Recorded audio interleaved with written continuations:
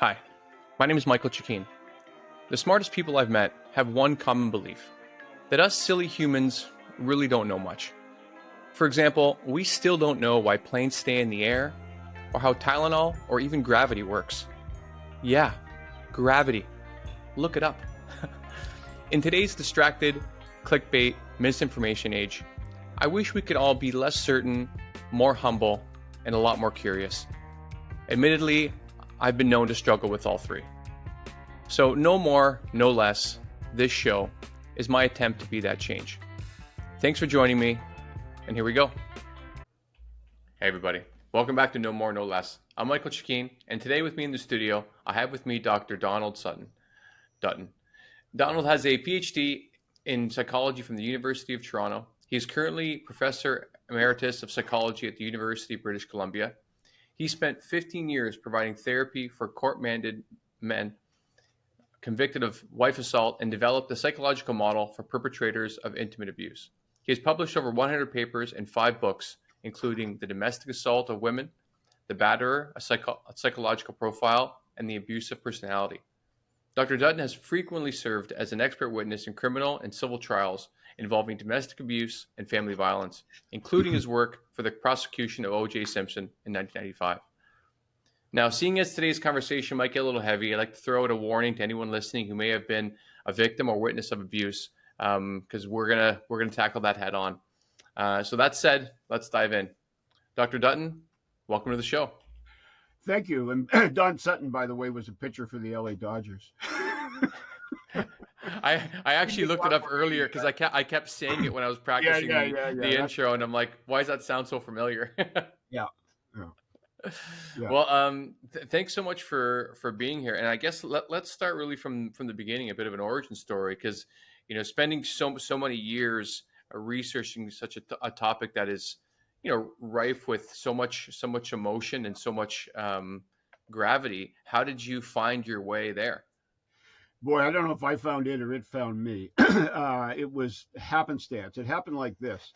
In my first sabbatical leave from UBC, which was 1974, a professor that I'd had in graduate school at the University of Toronto was out in BC, and he had the job of updating the criminal justice system in the province, updating police training mainly.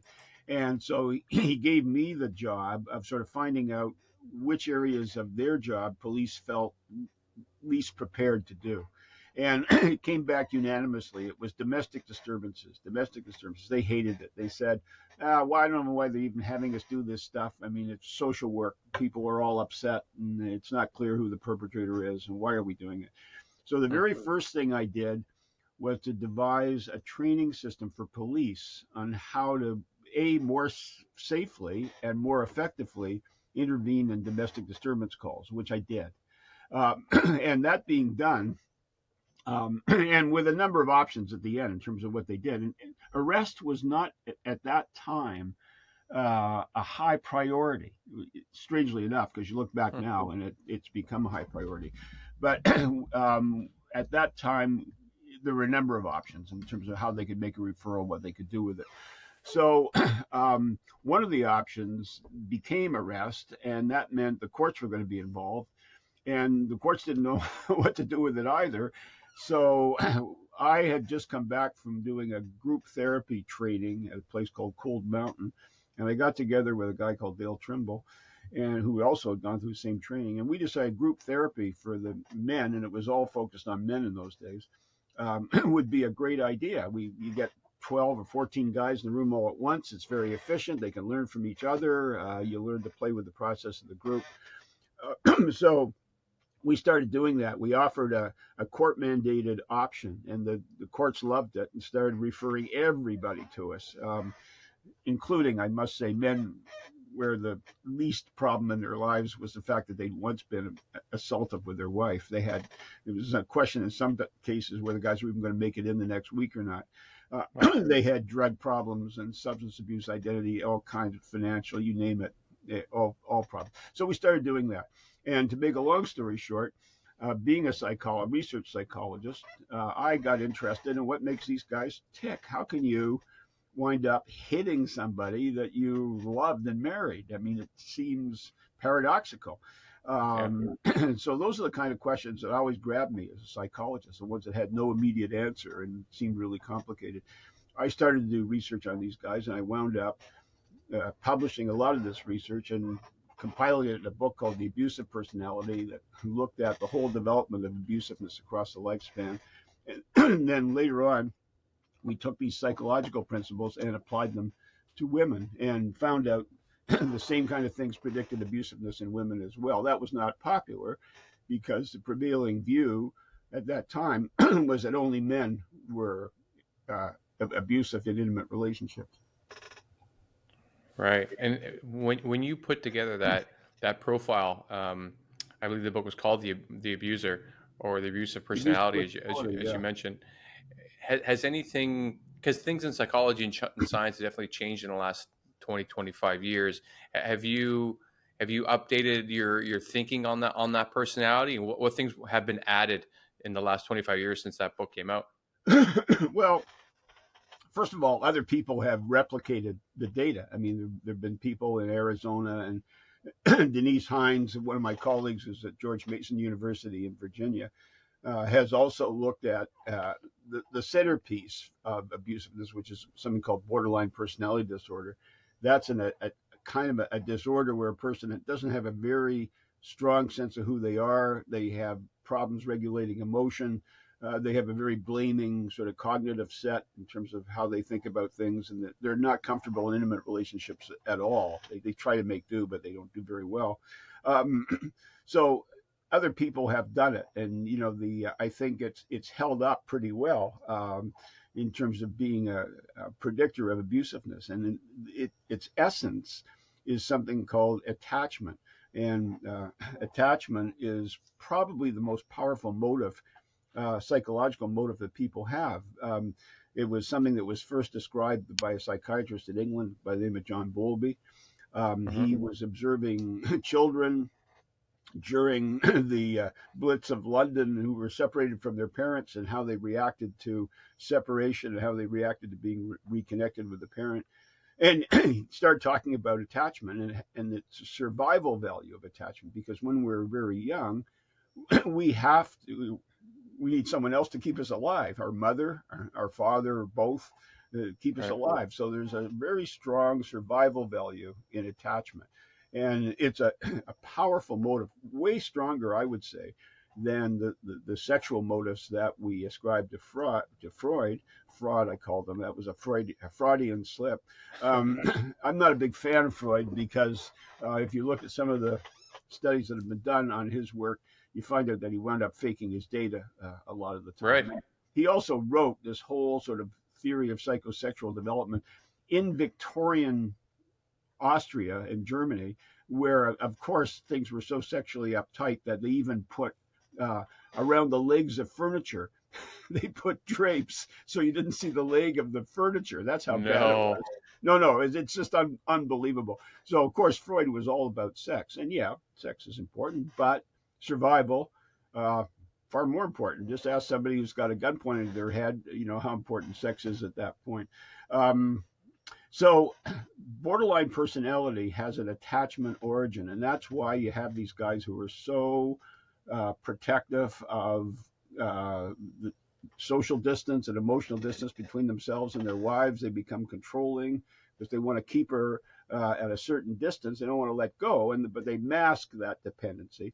And so it comes out as a kind of controlling thing. It's got a very psychological origin. It's not the way that gender feminists talk about it as just men thinking of women as property. I mean, men don't really think of women as property. That's ridiculous. It's just one of these really superficial political points of view. Hmm. And so how would you categorize the abusive personality now if you had to put it point by point? What does that look like? Well, it's first of all, it's a person who's got disproportionate emotional reactions to intimate events. Tends to really, how can I put it? Sort of internalize or personalize all sort of comments. Everything's an ego issue with them. They have trouble regulating emotions, so their emotions are frequently out of whack with whatever the issue was that came up that generated the emotion.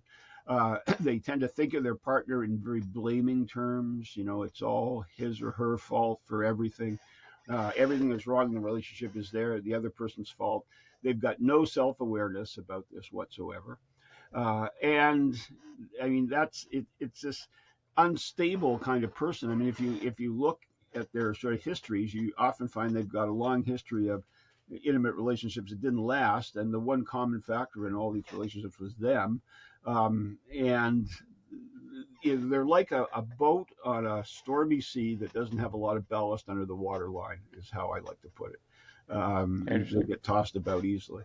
And so that's the sort of psychological essence of abusiveness. And, Denise Hines tested this across a number of different countries, looked at, had people fill out a borderline personality scale, and then looked at reports of abusiveness. I think they were self-reports that she looked at, and found that the two were highly related cross-culturally across a number of different countries. So it wasn't just my work, and there's been work done in other batterer populations where they found also that, the worst offenders were people who scored high in borderline personality. So, it shows up, and that would be the sort of general profile of the personality. Interesting. And I guess some of the questions leading from that would be, there's all the symptoms that you can tell for someone who's more prone to being abusive personality, as you mentioned. And I guess the first one is there an underbelly that causes these things? Like, do we go to someone who had considerable childhood trauma, or they saw abuse in their family life, or they saw abuse around them? Is there anything that they've, or that you've been able to underline as the foundation that causes these sorts of I guess symptoms or characteristics in people? Yeah, I mean, we didn't have the research wherewithal to assess genetic components, and there might be a genetic component when we just don't know, because to do that is really complex. You have to do paired identical twins versus monozygotic twins and blah blah blah. Other people have, John Livesley, who was also at University of British Columbia, did some of that work and did find that some of the characteristics of borderline personality appear to have a genetic component. So I accept that might be there, even though we didn't look at it ourselves. What we found was with our men, we had them report on upbringing issues. They filled out a Swedish scale that translates into English as memories of my upbringing. And there were a couple of big components. One was that they had fathers who were not so much physically abusive, but emotionally abusive. And in fact, where the main issue was shaming, that their father would, I'll give you one example. A guy in one of the groups said to me, I had this father, I could never figure out why he'd be the way he was. He'd come along and slap me on the head, and I never knew what I was doing wrong. And so, that kind of random punishment or telling a child that there's something generically wrong with them is shaming. It's different from guilt, because with guilt, you just say you did this thing wrong and you shouldn't do that thing. But with shaming, it's generic. There's something wrong with you. So that really impinges on someone's self-development.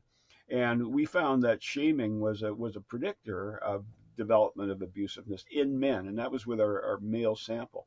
We later found that the same abusive personality characteristics in women predicted their self-reports of abusiveness in relationships. So it seems to apply to both sexes. I don't know whether there's a difference in terms of paternal shaming, maternal shaming. I don't know, because we've never been able to really delve back into the childhoods of abusive women to make comparable comparisons. Well, and why is that? Because no one's done those studies? You don't have the sample. The men we had came through the courts. They were arrested for wife assault. We wound up doing the study on them. And women in Canada, rarely get arrested for domestic violence. It just doesn't happen. The police are almost trained, well, in some cases they are trained, to just look at the man. I'm doing a case right now in Vancouver where a man 5 times called the 5 times he called the police. His girlfriend was arrested, and they never proceeded with charges any one of the 5 times. And then What the finally hell? they split up, and they're having an argument over some possessions. And she bites him on the shoulder, and he punches her in the nose. He's arrested and standing trial. So I did.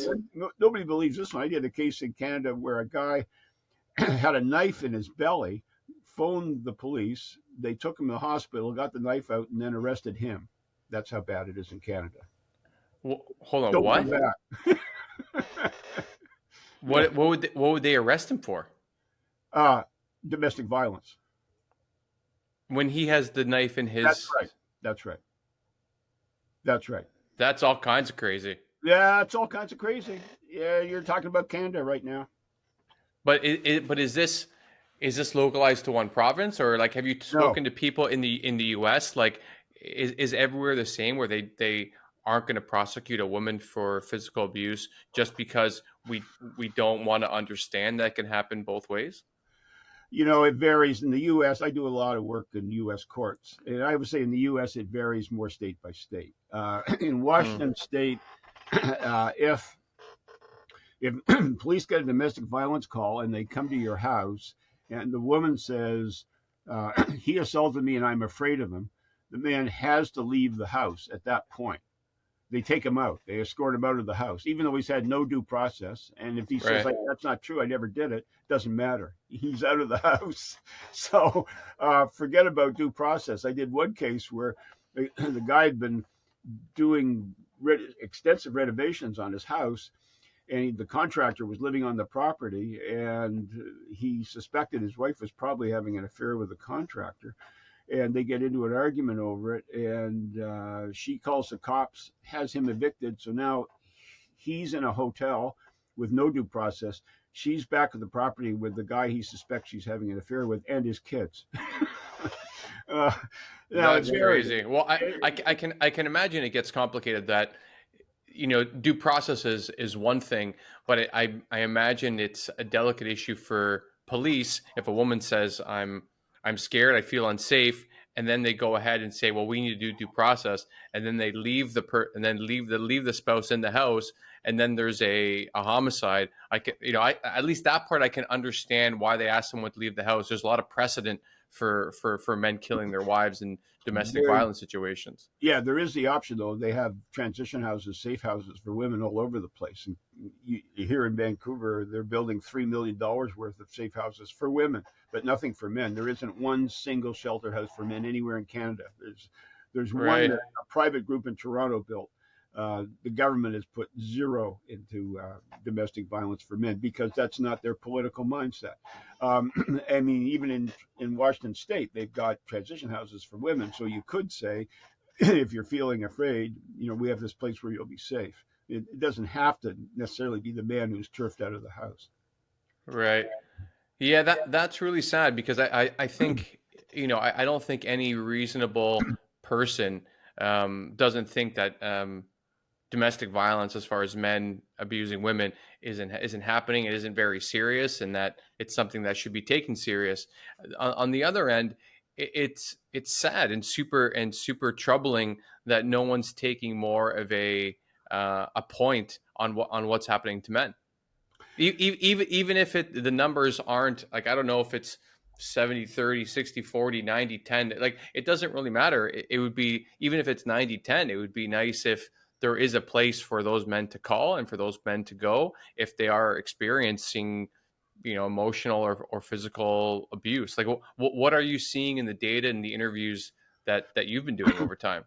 I can tell you exactly what the numbers are because there have been 5 large sample studies done in the U.S. between 1985 and 2011. Cumulative sample of 25,000 people if you put these 5 surveys together. And they use something called the conflict tactic scale, and that measures how people respond to conflict. So they're asked, how do you resolve conflicts in your family? Conflicts happen everywhere. How do you resolve them? And start with, well, we talk about them rationally and reasonably. And they get up to, well, somebody actually pushed or grabbed somebody. That's technically abuse. And then they get up to somebody kicked or hit somebody with an object, or kicked them or hit them with a fist. And that's Right. severe abuse now, because it could be injurious. So they all use this scale. And the big advantage with this scale is you get 16 times as much report of domestic violence as if you ask somebody, has there been a crime in your family, or has there been abuse in your family? People underreport those things because they don't think what they're doing is A, criminal, or B, Wow. abusive. So if you phrase it in terms of conflict tactics, much higher report. Now, you'd think the person that developed the scale, Murray Strauss at the University of New Hampshire, would have been a hero for coming up with this great new measurement instrument. Instead, he was castigated because it now uncovered violence and abuse by women. So when he got a medal at the American Sociological Association, the front two rows got up and walked out in protest of his doing what a good scientist does, report the data, Right. apart from the political thing. So anyway, with this conflict tactics scale in 5 surveys, here's what they find: that of all reports of intimate partner violence, 50% is bilateral, matched for level of severity. That is, each person is doing it to the other person and receiving it as well. Okay. 35% is female perpetrated. There are females using more severe or using abuse when the man's not using it at all. 15% is male perpetrated. But of that 15%, or 35% if you're looking at women, only a third is the severe items on the conflict tactic scale. That is, the things that could be injurious. In other words, the pushing, shoving things are more frequent because that's what people do more commonly. They're not likely to grab a weapon on their partner. That's infrequent. So if you look at the kind of stereotype of domestic violence, you're basically talking about 5% of all reported domestic violence, which is a male using severe violence on the conflict tactic scale against a female. It's 5% of all reports. And yet the entire system has been built around that 5%. Wow. I'm Yeah. going to be thinking about that for a little while after this conversation. I guess a question from you: how was that data collected? I mean, like, is it from a specific country? How many people were involved? Has it been replicated? Is there anything that I'm sure you looked into all this, I would assume. Yeah. Well, it was collected in the United States because they do much better research than anyone else. Right. And there's 5 separate studies here, and they're all done by different groups. So each one's a replication of the previous one. One of them was done by the Center for Disease Control. One of them was done by the National Family Violence Survey and University of New Hampshire. They were all done by government groups, and they were all methodologically solid surveys, and they all used random digit dialing, which is the conventional method of assessment these days. Is you call people up and ask if they're willing to take part in the survey. Sometimes money's offered for that. That's the best we can get. I think these data are pretty much unassailable. Also, there was amazing consistency from one survey to the next. The only thing that varied a little bit was the age of the respondents, because one of them was a youth survey, and so they got higher reports of violence because younger people do it more than older people. But yeah, it's true. But apart from that, this 50, 35, 15 thing was minor variation, came out time after time after time. So it's really been replicated 4 times, you might say. And the sample size ran from around 5,000 to 1,500 in each one of these surveys. So they were fairly large sample. You put it all together, it's over 25,000 people. Oh my gosh, that is pretty. That's pretty great data for those numbers. I mean, something I was going to say is when you're talking about how I think Murray Strauss you mentioned how we created that new way to ask people to try to get an assessment if they had witnessed violence or abuse in their home, and it reminds me, and I think recently, because of the way that it seems psychologists historically and maybe even still now think about depression, they do it through the lens of how women present depression. And so they're getting much lower levels of admitted depression in men until they started asking them, not are you depressed, it was like what they were asking you. They were asking him things like, "Oh, do you feel lethargic? Do you Yeah, feel like all of these questions that would lead to depression?" that's And then right. all of a sudden, the notifications for depression in men went through the roof. Sure, because men avoid the label. That's right. Yeah, Right. Yeah, because it's not in the archetype of what we expect men to be. And right, so if so a lot I think men will take on a lot more and will end up drinking or gambling or right. smoking or cheating or doing whatever before they would admit that that they're in pain. Have you seen that as well on the abuse Yeah, side? and that's also true for borderline personality because initially they thought that all borderline personality was female. Psychiatrists used to say 90% of borderlines were female, and Right. then they realized that some of the things that they were diagnosing as antisocial personality were actually men acting out because of emotional dysregulation. And then when they traced it back a little further, this borderline pattern started to present itself more. And I mean, nobody ever thought about borderline personality and wife assault until I did. I mean, I put the two together um, Wow. in my research. I mean, Lenore Walker had done this study called The Battered Woman, where women described their husbands as going through these cycles of violence where there'd be this gradual tension build up and they'd get surly and nasty. And then there'd be this explosion of abuse. And then the guy would be contrite and, sorry for what he did and blah, blah, blah. But she stopped right there. She stopped with the women's descriptions of the man without ever asking what is driving this weird cycle in these guys. I mean, and of course, for me, that was the important question. And so, where I found the answer to that was going to the psychiatric literature and finding there descriptions of borderline personality, which fitted perfectly with these Hmm. descriptions that these women were offering of their husbands. And that's how the two pieces got fitted together in this giant jigsaw puzzle. And so where do you think, let's say men that have borderline or something else, how are they getting riled up more and more in this on this cycle of violence where they explode? Is it because it's part of if they're part of any romantic relationship, this is the direction we'll take, or is there?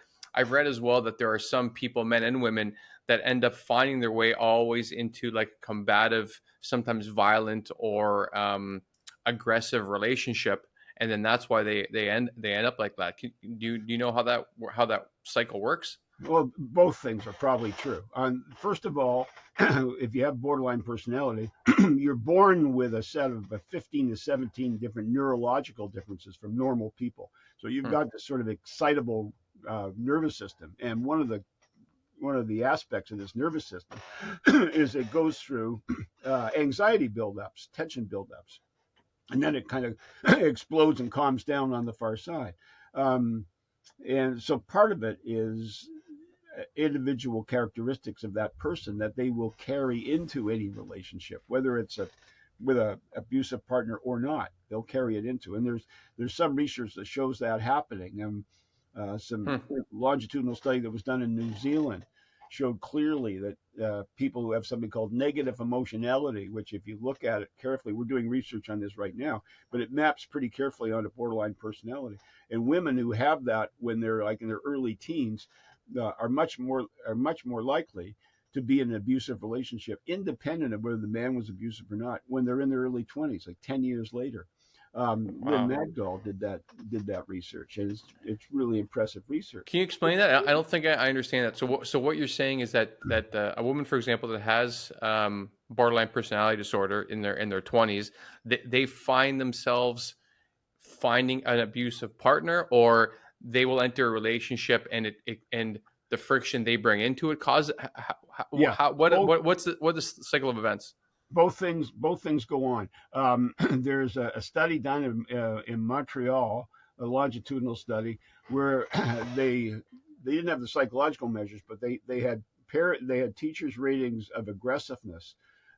Lisa Serban did this study, and when the kids are in like grade 3, grade 4 in public school in Montreal, and fast forward 15 years, and the ones who were in the top 2% for aggressiveness, male or female, um, are now more likely to have had abusive relationships, independent of whether the person they were with was abusive or not. So they can Right. carry the abusiveness with them as an individual. However, here's the thing: they also found that aggressive girls found their way into relationships with aggressive boys. So it's called Right. assortative mating. Assortative mating.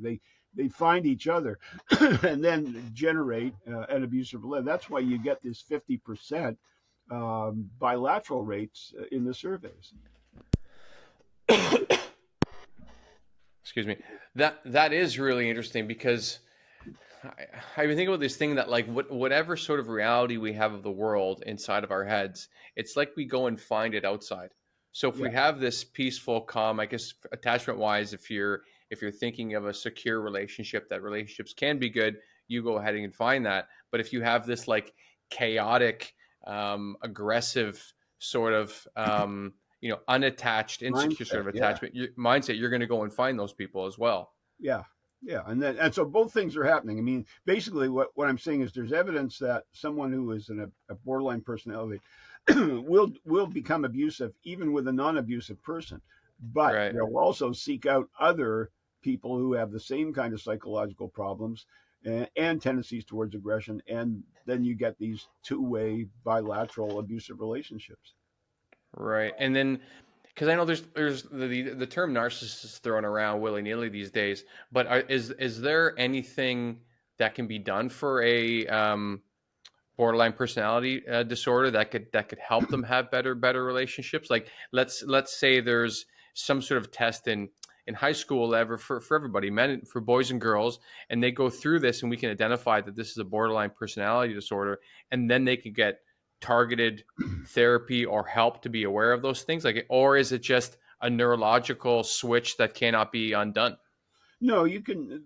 There is evidence that you can treat, certain symptoms of borderline personality, including emotional dysregulation. I mean, Marsha Linehan, who's a psychologist in Seattle, has developed something called dialectical behavior therapy, and Mm, that's something that is specifically designed to be used with borderlines. And one of the sort of key aspects of it is you really teach people how to regulate their emotions much better, largely through cognitive means. I mean, largely through learning how to talk themselves down, recognizing the really? emotion, recognizing it's getting out of control, flipping the switch into a different thought pattern, and that does work. I mean, there have been evaluated studies that show that works. And in fact, we introduced some of that material into the court mandated therapy we were doing. I wrote an article that was published in Italy on blended behavior therapy that brought material from borderline personality treatment to trauma treatment and standard anger management treatment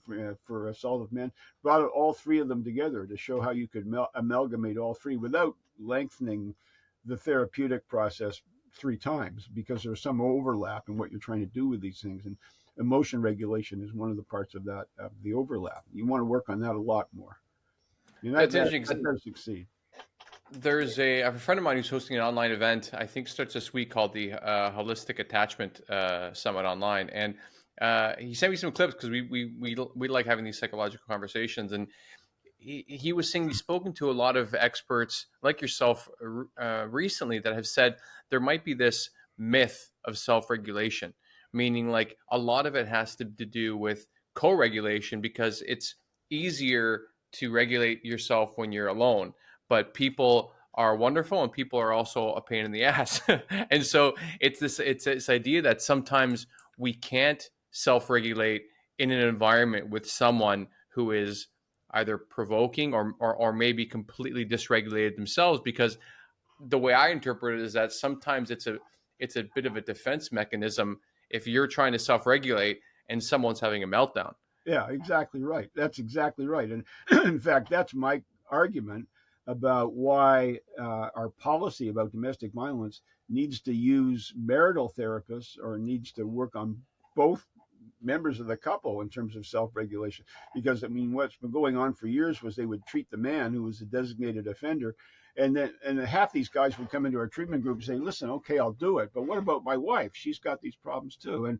And a lot of times that would just be put down as victim blaming, but we would actually take it seriously and say, well, we can't do anything about your wife because she's not here, but we can teach you some regulation skills that will help you to cope with her. But of course, it would have been much better if, in fact, the wife had a problem.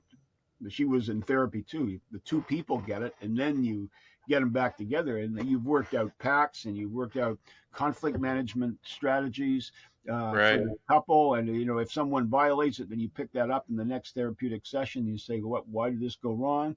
How can we keep this from happening again?" And you just keep working on it. And after a while, because people get caught in these conflict toxic events, right, where each one has to be right and the other one's got to be right, and it gets to the screaming stage, and then it gets to the physical violence stage. In Oregon, they did something called the Oregon Youth Study. Deborah Capaldi was the researcher of this, and they were tracing fairly young people from their late teens up to their late 20s for a long period of time. And many of these couples would be in abusive relationships, and most of the time it would be yelling and screaming and verbal abuse. And then sometimes it would spill over into low-level physical abuse, and sometimes it would get slightly beyond that. And when it got beyond the normal level of conflict, the police would be called. 85% of the time, the man would be arrested. In Oregon, which is a dual arrest state, so theoretically they could have arrested both members of the couple, but the stereotype is so strong that they arrested the man. So, and then of course, feminists say, well, look at the police statistics. Men are the ones that are doing all the domestic violence. Well, yeah, because police are just arresting the man and not the woman. But I mean, here we've got a study that had been tracing these people for years and knew that the abuse was two-way. And That's crazy. And when the police were pulled in, the man got arrested. So now you've got this guy who's in a abusive. You take him into treatment, and then you send him back into the same situation that he left with a woman who's got her own problems with abusiveness. Any criminologist will tell you if you send someone back into a criminogenic setting, they're going to be likely to repeat the crime. It's a no-no. And so why are we doing that? Wow. So we're taking someone that is perhaps just in a two-way toxic relationship, and what we're doing is we're leaving the woman at home, we're putting the man into jail, and then, like you said, it really changes the courses of their life. Instead of like getting them both therapy or just getting them out of that relationship, which would probably help a lot of the situation, but instead we're turning, I don't want to say innocent, but we're turning a lot of men towards criminality, anger, resentment, and long-term mental health issues just on this issue. Is that what you're saying? Well, I mean, because that's crazy. I mean, that's intense. Yeah, what I'm saying is you're treating this guy as so he was the sole problem, and then you're sending him back into a relationship where he's only half the problem and she's the other half, and nothing's happened with her. She received no treatment. She's treated as his innocent victim. Blah blah blah, and suddenly he's back dealing with the same stuff again. He's more likely to repeat. He's more likely to be a recidivist, and then he gets paid for being a recidivist. Right. Not to mention that if he has this on his record and he's being treated like that, then narratively in his mind, he's going to start telling himself that he's this awful person, that he's done these things. And then he has this identity of being an abuser and violent and all of these things. It seems like quite like the slipperiest of slopes. That's super sad. And there's nothing that's being changed in the system for this. No, I mean, I can't see it happening. I mean, I go back to this case I'm doing in Vancouver. I'm dealing with this guy who's kind of a perfect example. He's been violent twice in his life. Once was he grew up with an abusive father, and the father apparently was horrendous. I mean, we started to touch on some of the stuff the father did. And when he was 14, he decided, I'm mad as hell. I can't take this anymore. He fought back against the father. So they took him out and threw him into a youth home. Part of that being the parents didn't want him. I mean, so not only was he abused, he was unwanted. Oh. So he gets kicked around from youth homes, and he's out on the streets, and he's a drug addict for part of his life. He gets in this relationship with this woman who's a sex worker on the side, and she's got all kinds of problems on the side. She gets arrested 5 times, and they drop the charges every time. And then he assaults her after she bites him. And now he's facing charges. So he's been abused. He's been violent twice in his life and been punished both times by the system. But other people who've been violent to him throughout his life have never been punished. Not once. Not once. That's going to create a very, very angry person. Yeah, he's surprisingly okay. I mean, I don't know. I mean, I would expect this guy that would have acted out more, but he's got no police record.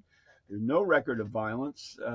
He's put up with it, but I mean, he's got this sort of matter of fact attitude. But yeah, the system has screwed him big time. And I mean, I don't, I just think that's the situation in Canada. That's how bad it is. Wow, I really had no idea that Canada was treating domestic violence and men in such a way. Canada is way up the track when it comes to getting out of the gender paradigm, which is, the idea that it's all male perpetrated to protect the patriarchy. And, this is just political thinking it's contradicted by the evidence, contradicted at every turn. Wow, you mentioned something earlier. I want to go back to about how saying like borderline personality disorder people have a real lack of a sense of self, and does that present differently in genders? And if so, what does that even mean? Like, how does someone grow up not having a sense of self? What does that look like? Well, I mean, it's largely an internal event, a kind of idea of knowing who you are and what your attitudes and beliefs and values are, and not being easily rocked by events that, negative events or otherwise, or even positive events. There's just this strong sense of, selfhood and a constellation of all the things that you identify with yourself. It's easier to have it at my age because you've got a whole lifetime developing it. But Right. younger people, it's much harder because you're still out there testing the water and trying to see, does this fit? Does that fit? I mean, I went through all kinds of experiences to come up with what I have now, for what it's worth. But a sense of self is just a kind of bottom line. If you go into your head, you know what your values are. When someone is trying to push you away from those values. You know what your attitudes are. You're willing to listen to arguments to the contrary. You're not threatened by them. That's another important thing, that you've got some openness to other points of view, and you can take them in and say, oh, that's interesting, but maybe I think differently, and here's why. All those things kind of go into it, but instead you've got these younger people, in fact, who are just easily rocked. Something happens in the relationship that's a little untoward, and they immediately interpret it as their partner doing something on purpose to spite them or hurt them. They internalize it. They take it negatively and personally. They tend to view other people in terms of there's a narcissistic component here, but viewing other people in terms of how much that other person stresses them. In other words, does that person fit well with their self-concept or not? And they're easily knocked off of that sort of fulcrum point. Right. That's the person who doesn't have the stronger sense of self. And we'll go a little bit adjacent right now. Would you say that could be, this idea of a lack of sense of self could be exacerbated with social media? Because we're like, every day we're looking at so many different opinions, so many different sides. Everyone, you can't even buy a computer without looking at 45 different reviews for so long. Like, does it make it, and not to mention all the distraction, does that make it harder for people to be connected within themselves? Because I've spoken to the male suicide research team at or one of their leads in the University of Scotland, and they're saying one of the main reasons they've identified is these 3 Ds of disconnection from self, disconnection from others, and disconnection from society. And I'm assuming all of those things would exacerbate this idea of not having a sense of self. Yeah, I think that's right. And in fact, Jonathan Haidt and others have done Right. a lot of research kind of showing this big uptick in both anxiety and depression, coinciding with the advent of smartphones. It wasn't so much the original old flip phones, but now suddenly you've got a computer in your hand and you got a knee-jerk idea, bang, you can find somebody who validates it for you. It doesn't matter how crazy it is. There's somebody out there who's going to share it. And so you stop right there. So you've got instant confirmation now for your craziness. which in the old days, you'd either keep it to yourself or you'd get out and be interacting with people who would say, wait a minute, that's crazy. But now, bang, you got instant validation. And so, we have all these conspiracy theories, flat earth. I mean, I can't believe the stuff that's coming out Yeah. there. It just makes me shake my head. Flat earth? Come on. Yeah.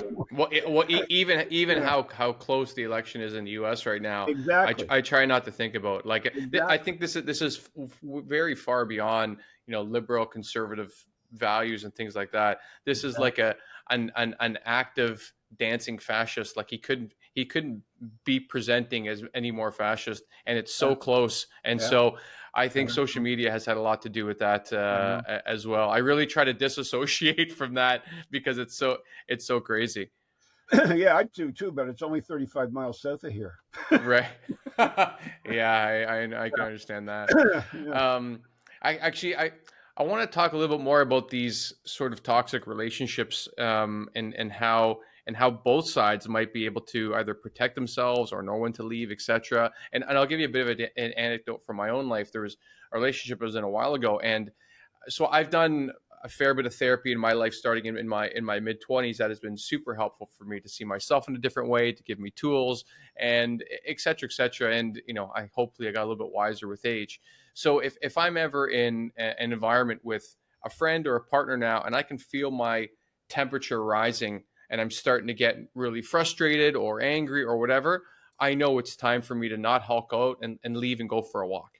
Yeah. I've been able to get a handle on that, quite easily Yeah. over the years. Yeah. And I was in this quite toxic relationship where we would have it, and there's a lot of combating. There was always a bit of aggression on my partner's side, and when I could feel myself getting to that unhelpful, hot level, I would try to leave and be like, listen, I'm gonna go for a walk. We seem to be getting heated. When I come back, maybe we can cool down a little bit. And there was something in her mind that thought that me leaving was that was an act of aggression for some reason. Mm. And so she would either yell or mumble some insult under her breath, or she would hit something, or she would some of the more severe times she would hit herself. And then I would have to go and now I'm in a very crisis situation where I can't leave because I'm scared she's going to hurt herself, someone Right. I care about. Yeah. And so this situation went on for a fair bit of time until thankfully I was able to exit the situation. But it's taken me a while to realize that I had to go through what I call a period of like emotional dialysis Yeah. to kind of get these situations and that personality out of my system for Yeah. me to be able to, like, see things straight a little bit again. So I was wondering, from an anecdote like that, when people find themselves unable to self-regulate because the environment you're in, and I'm talking either from the male side or the female side, the environment they're in is so rife with aggression and trauma, etc. How can they either protect themselves or get help or realize that this is a situation that is perhaps unreconcilable? Well, it sounds to me like your your ex-girlfriend was a little borderline because she's reacting to you walking away, but you're just taking a time out for yourself. By the way, when we started doing our treatment groups with men, the very first thing we do on week one is we give them a little timeout card, which is they do exactly what you did. You give it to your partner and says, "I'm taking time out right now. I need to settle myself down, and I'll be back once I've done that." Okay. And Right. we expect the partner to be okay with that. And if the partner says you can't go, then you got to do some work with the partner. I mean, what's this control issue that the guy Right. can't go and get his head together and then come back? I mean, why are you having such a hard time with that? I would say to her. Um, and that's why you need to do couples therapy with these things, because you've got to regulate it from both ends of the scale. I mean, I'm glad you were able to get yourself out. Hey, I had a borderline girlfriend way back in the history, long before I knew what borderline was. And all I remember is I saw emotional displays that were beyond anything I'd ever seen in my life. I had Yeah. no explanation for them. I had no way to know how to deal with it. I was completely amiss. I mean, I could do it now, but I couldn't do it then. Um, And well, I can say to people, if you can do it, get out, because eventually it's gonna harm you in some way. Yeah, and it's hard because I'm sure it's hard on everyone in those situations because you care for that person. You're not sure if you're creating that event, so all of a sudden you feel like a monster, and you're doing these things, and you just want everything to be okay, but it's kind of impossible to, you know what I mean? Like, you cover a grenade, that grenade's still going to go off, That's right. right? And that's the way that, I don't know. It's difficult, but yeah. So I guess I've spoken to some people on this show that have said couples therapy is helpful, but unfortunately, most people go too late, so it's then unhelpful. Mm. And it seems like if you're early into a relationship, anyone listening to this, and please tell me, Dr. Dutton, if you agree that if you're in a relationship early with someone you care about and you're seeing some of these things, it seems like the answer might be either couples therapy right away, so you can get on the same page and everyone can co-regulate together, or it's best to just leave. Yeah, I think those are the only two options. I mean, I really think if you don't deal with it, it's going to get worse. I mean, you're going to be more entrenched, and they're going to be more extreme. Right. Yeah, and I would assume both parties get worse. I mean Well, that was one of the things that I think made me realize eventually I had to leave, because things weren't getting better and my mental health was falling off a cliff. sure, And because so she's the blaming everything on you. yeah, and in her defense as well, I also became blamey, become like, oh, this is another thing we're dealing with, and I was like, why am I acting like this? Like, it was this, like I said, this sort of mix of toxicity that, Right. once you remove yourself from it, you realize, okay, like, okay, things are okay, things Yeah. things are okay. But when you're locked in this unfortunate dynamic, I think both sides sort of, not denigrate, but both sides start to deteriorate for of their best selves. Yeah, that's true. Yeah. Right. Well, I guess what is I guess some of the new, because it seems like you're, from all the all the books, and how amazing your office looks, as I mentioned before we started recording. What's top of mind for you right now on this issue? Is there new research coming out? Is there new avenues that you see people starting to go down? I still think that a major issue is to develop some recognition for male victims, because they've been systematically overlooked everywhere in North America, Western Europe. It's the same. There was just this one sort of political viewpoint that was adopted because it had no resistance. I mean, this whole idea of the woman victim started in the U.S. with a couple of really high-profile cases where women were abused in public and the police didn't react. And so that was parlayed into a movement, just like George Floyd was sort of parlayed into a movement. These things usually start with one extreme event. But then, the political notion says, well, this is happening everywhere all the time, and it's always the same, and it's always men doing it to women. That's just flat out wrong. 4% of 4 to 5% of incidents in North America would be severe violence to women, punching or kicking or worse. So that's got to change for all the reasons that we've been talking about. Yeah. And that continues to be an issue. And I still think there needs to be just way more recognition of the psychological bases of what's happening here, and stop casting it in these superficial, broad political terms, which make no sense at all. They might as well use astrological signs. Really, it's that bad. I mean, it's just ridiculous. And yet, that's the government of Canada runs on that basis. So there you have it. Urban myth runs the country. Wow.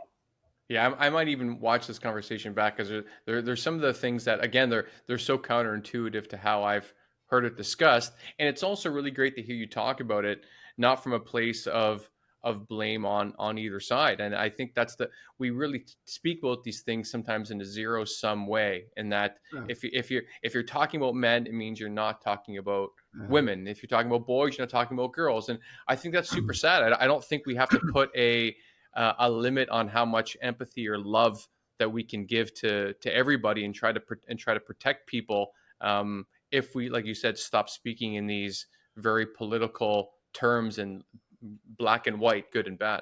Right. I agree completely. Right. Well, where can people find you if they would like to reach out or if they'd like to read some of your books? Well, I have a website, drdondutton.com. You can find a lot of stuff on there: books, papers, other talks, videos, podcasts, blah blah blah. It's all on there. Or they can email me, don.dutton@shaw.ca, and I'll try to get back to everybody. Okay, Dr. Don Dutton. .com. Thank you very much Don for your time. Dutton, And drdondutton.com is the website. Dondutton@shaw.ca is the email. okay, well, Yeah. thank you, Don, for all of your insights and for all of your work over the years. I mean, Okay. I appreciate your time. All right. So thanks for listening to No More, No Less. I appreciate the time you spent with me today. So please subscribe and rate the show if you enjoyed it. It'll help me create more amazing content and get that next little bit of validation that I so deeply crave. If you did enjoy it, well, that sucks. But to make sure, I think you should listen to my next 10 episodes and then decide. I mean, come on. Rome was not built in a day. I'm just getting warmed up here, guys. So thanks again. See you next time.